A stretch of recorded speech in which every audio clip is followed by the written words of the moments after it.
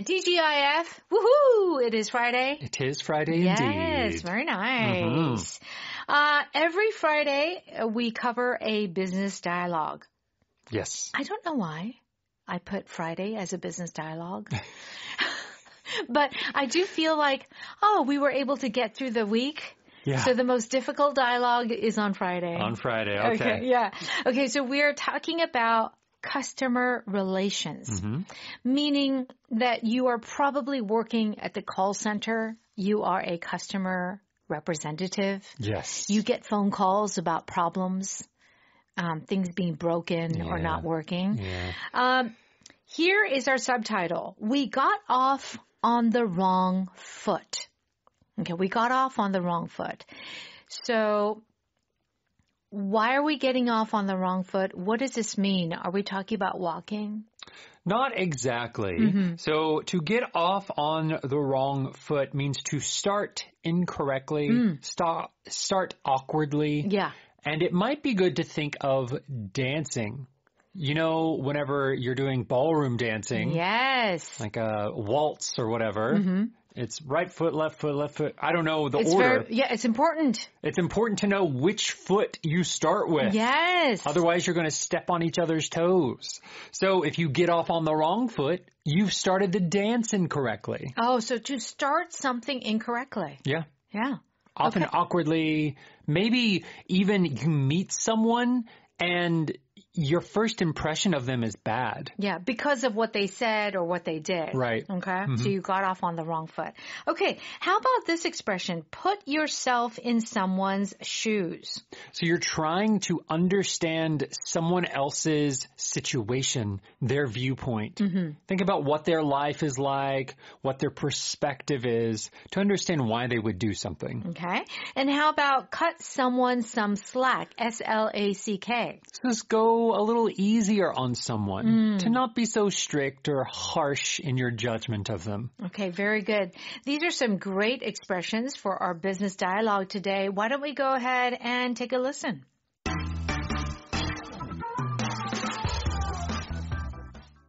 Hi, Sylvie. This is Quinn from Software Solutions.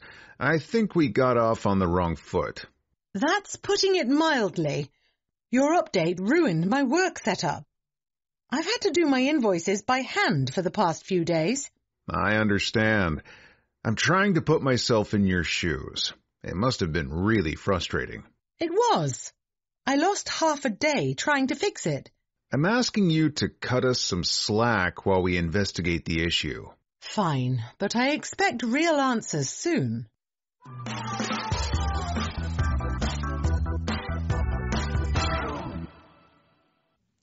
Okay, please join us on page 56. You can find our power dialogue there. Customer relations, we got off on the wrong foot.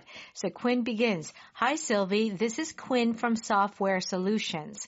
I think we got off on the wrong foot.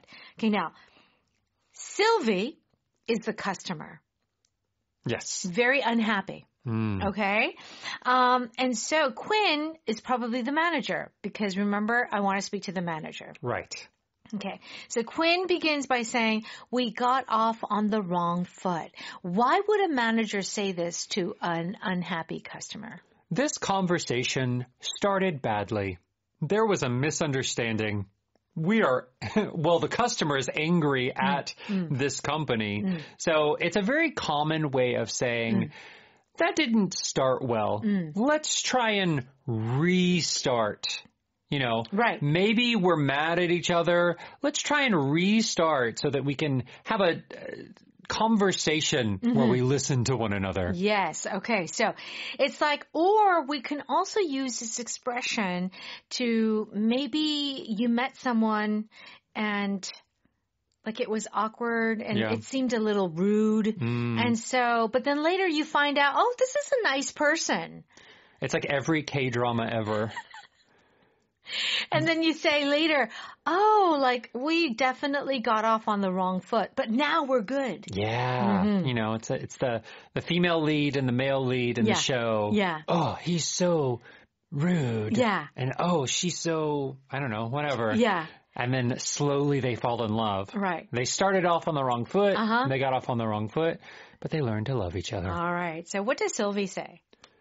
That's putting it mildly. Your update ruined my work setup. I've had to do my invoices by hand for the past few days. Now, when she begins by saying that's putting it mildly, we know as native speakers she's very upset. Yeah. Okay? So, Sylvia is saying that's putting it mildly. You should actually know this whole phrase. To put something mildly. Yes. Mildly is M-I-L-D-L-Y. So, which means what? It means softly, not as strong. Of course, the word mild, M-I-L-D, is the sunanmat, right? Yeah, sunanmat, yes. When you get your ramyeon, Mild. yeah, you have the mild flavored ramyeon. Yes. It is weaker, right? Yeah. So when someone says that's putting it mildly, it's saying the situation was really bad, but you are not describing it as bad as it really is. So you are making an understatement. Yeah. Basically. Mm-hmm. It's like you're portraying something much like weaker than it should be. Yes. Okay. So, for example, let's say your boss is super mad, yelling, screaming, throwing things at the wall. Yeah. Oof. And then you describe it later. He was mad. He was displeased. Oh, he was displeased. Well, that's putting it mildly. Yeah. So what you're really saying is, no, it was way worse than that. Yes. Okay. So Sylvie is saying, oh, it's way worse. It ruined my work setup. I had to do my invoices by hand. She's very, very upset. Okay. So then Quinn says, I understand. I'm trying to put myself in your shoes. It must have been really frustrating. So Quinn is trying to calm her down. Right? Quinn is saying, oh, I understand. I'm trying to put myself in your shoes. And so when you try to put yourself in someone's shoes, you're trying to wear their shoes? Not actually. Uh-huh. You're trying to understand their situation. So there are a couple of phrases in English when we say the word shoes, but we mean their situation. Yeah. So Right. walk a mile in another man's shoes is the phrase where it's like, yeah, you're wearing their shoes, but it's to understand what they're going through in life. Right. So if you say, like, I'm trying to put myself in his shoes, or if someone tells you, you should try to put yourself in their shoes, like you need to be more understanding, or I'm trying to be more understanding of that other person. Right. Right. So what Quinn is saying, I understand how upset you are. I can't imagine fully, but I understand. Okay, it must have been very frustrating. And Sylvie says, it was. I lost half a day trying to fix it. So she spent a lot of time and energy into this problem. Then And Quinn Quinn? says, I'm asking you to cut us some slack while we investigate the issue. Okay, so Quinn is asking nicely, please give us some more time. Okay? Yes. Cut us some slack while we investigate the issue. So we can't give you an answer right away. We're going to try to find out. So please be understanding. But the expression here is cut us some slack. Yes. S-L-A-C-K. Slack. Yes. So this is an interesting concept where you're giving more room to make something looser, not as tight. Originally, to cut some slack means to cut a rope longer than you need it. Just in case. Right. So if you had the exact amount of rope, it would be very tight, right? Yeah, right. You sometimes want to cut some slack. Make the rope longer than you need, Got it. just in case. So it kind of hangs down, right? It starts to bend downward.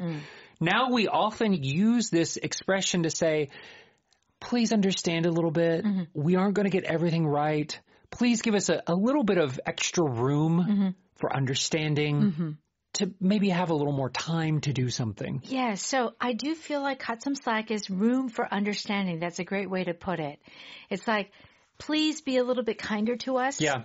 even though we made a mistake. Right. We know we made a mistake. Yeah. So you're correct that we made a mistake, but give us some slack, cut us some slack, saying, please look over that mistake. Okay. All right. Be easy on us. Yeah. Okay. And then Sylvie responds by saying, fine, but I expect real answers soon. It's interesting because when we think of like, how are you? I'm fine, thank you. We think it's a pleasant thing.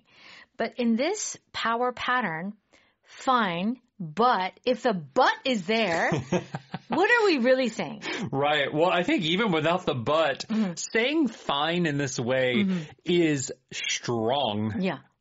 It's like saying okay. However, you are not happy. Yes. You're going to do something, but you're not happy with it. That's fine. Okay. So go clean your room and no, or you're not going to, or I'm going to ground you. Fine. Yeah. Yeah. It's not fine. It is not. It's not fine. It has that F sound in it. There are a few other words in English that have an F, right? Right. That automatically makes the sound very strong. Strong. Okay. And her thing after I expect real answers soon. It's very commanding. Yeah. It's very demanding. It's like, so it's she's not happy, but she's like, okay, but I want answers. Right. Okay. Let's go ahead and listen to that one more time. Hi, Sylvie. This is Quinn from Software Solutions. I think we got off on the wrong foot. That's putting it mildly. Your update ruined my work setup. I've had to do my invoices by hand for the past few days. I understand. I'm trying to put myself in your shoes. It must have been really frustrating. It was. I lost half a day trying to fix it. I'm asking you to cut us some slack while we investigate the issue. Fine, but I expect real answers soon. It's time for Power Note. We're on pages 58 and 59.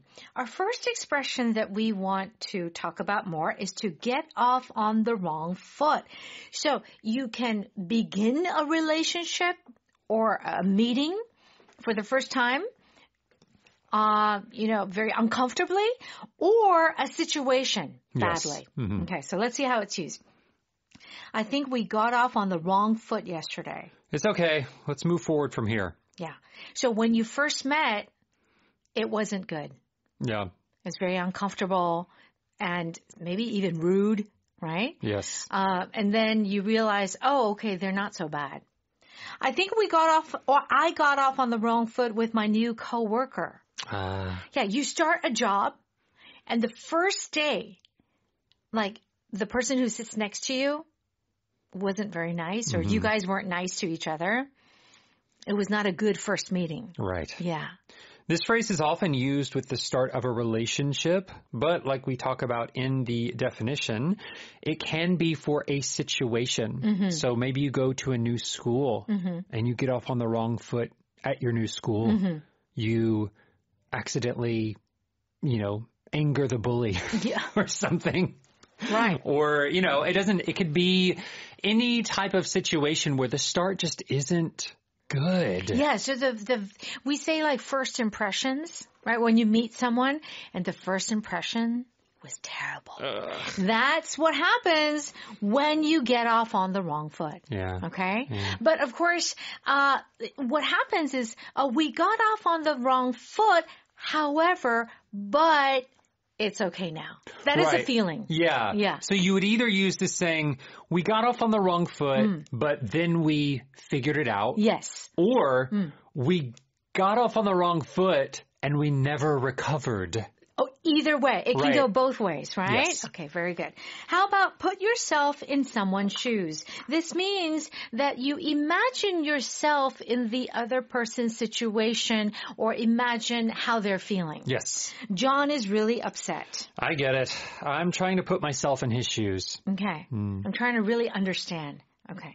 When I put myself in his shoes, I understood his stress. Yeah. Yeah. When you thought about his situation. Yeah. You can also use this expression in this way. If you were in my shoes, you would do the same thing. Yes. So let's say you're fighting with someone and someone says, I can't believe you did that. Why would you do that?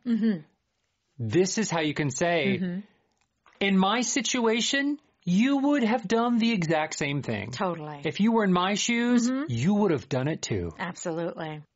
So it is a very specific situation. It's a little different from just having general compassion or empathy or sympathy.